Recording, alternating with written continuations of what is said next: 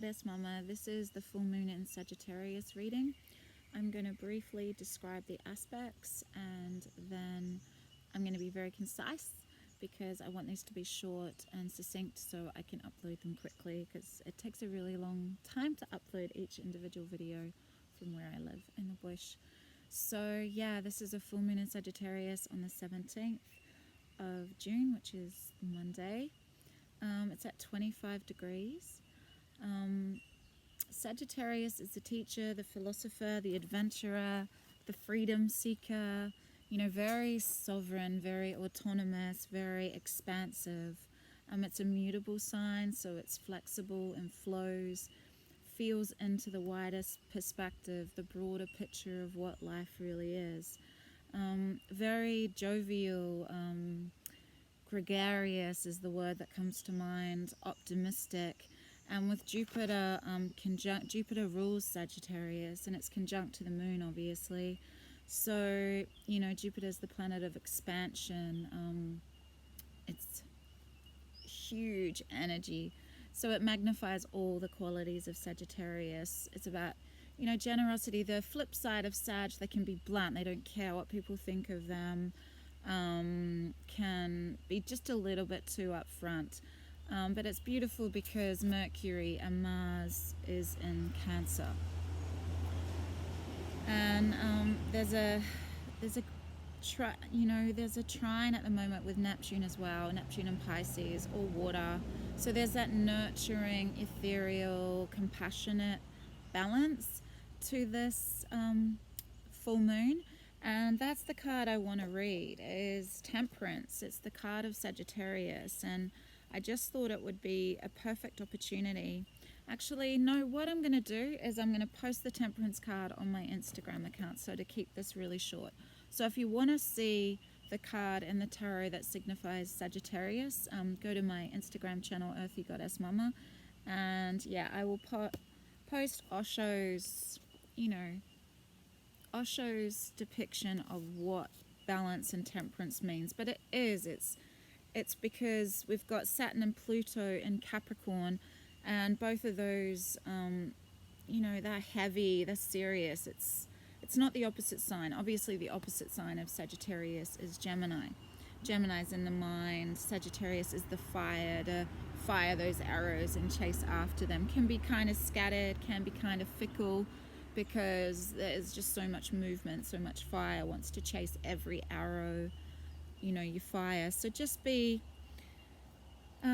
aware of that. But the balance, what I was saying with Capricorn and Cancer, it's a balance between out in the world and home life, between nurturing those you love and getting busy, serious, getting things done, responsibilities. So it's kind of, and I'm hearing it's that compassion you have for yourself when, I'll use me as an example. I've got my North Node in Cappy, South Node in Cancer. So for me, it's balance. It's balancing between home life as a single mum with 3 boys on a property and outer work. And so it's ever elusive. But with this full moon in Sagittarius, it's what it's all about. Just finding more of a flow, more of a, I'm hearing being compassionate with yourself about the things you cannot fit into your day, and just softly, moving on to them the next day. Just sort of washing yourself clean as you go to bed every night, letting things go, because then that compassion you give to yourself, you give to everybody else, to humanity, feeling into your blessed nature to be here in this time-space reality. Look around and find things to appreciate. When we live in a state of appreciation, you're gifted more things to appreciate. This is all about feeling into the trust that the universe has your back, telling yourself the best stories. And, all of that energy is so contagious when you're around someone who's high vibrational, they love their life. You're like, wow, this feels so good. How can I emulate this? So just realize that with Jupiter there, though you can dream big, it's got to be grounded in reality. Yeah. There is too much of a thing of being overly optimistic. So it's that balance again. It's finding, and with Neptune, the watery energies of Neptune there with Mars and Mercury, and Cancer trine Neptune, it's spiritual expansion. So growing, expanding your consciousness during this time, really seeing what triggers you and coming to it with compassion. Because, you know, some people around this full moon in Sagittarius might be really blunt. They might be just too straight up. They might, you know, sting you or shoot an arrow straight in your heart type thing. A bit dramatic, but anyway, you know. Saggies are just constantly firing arrows and chasing after them, and sometimes their words can be arrows. So, but always understand that whatever triggers you is yours to heal. Anyway, this is enough. Watch your sun, moon, and rising sign for the Osho Zen Tarot.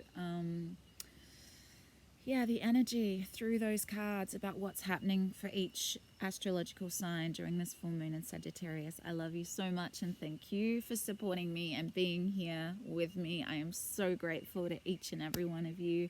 Thank you so much. Take great care and big love. Bye. Welcome to earthygoddessmumma. This is the full moon in Sagittarius reading for Sagittarius. I thought I'd start with you guys. This is just seeing what's being illuminated. What's been illuminated with this full moon and what needs to be released in the coming time before the dark moon and then the new moon in, the new moon in Cancer. Watery season. So let's see what's going on for you, Sag. This is for sun, moon, or rising. There's patience here. There's patience, illuminating that everything is in divine right timing and everything comes when it's supposed to. So Sag, this is perfect for you because this is what I'm talking about, balance. You know, you might feel really fired up. You might feel super expansive. You might feel like you're really expanding your consciousness at this time. But ground it in reality. Don't go too crazy with, you know, the things you're trying to achieve. Don't see people with rose-tinted glasses. Ground yourself in reality. Don't get lost in that Neptunian fantasy, illusionary energy with being overly optimistic. Sit with this energy of the moon. Sit outside, get grounded, really feel into the methodical steps to actually follow through. I'm hearing travel, but really plan well for someone. Take your time to plan it out and really feel into, just how much time you need in each place, each destination you visit. But I'm also hearing that's on a day-to-day level, how much time you actually need to experience in each activity during your day, so you can find more balance and more grounded, practical, organized,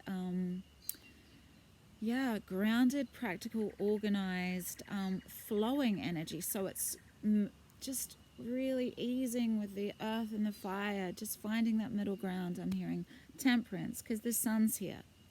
Allow yourself to be fully illuminated and, don't become the bonfire of sticks that burns out really quickly. Put some big logs on your fire and let it simmer, let it grow in flames, like give it a little bit of oxygen.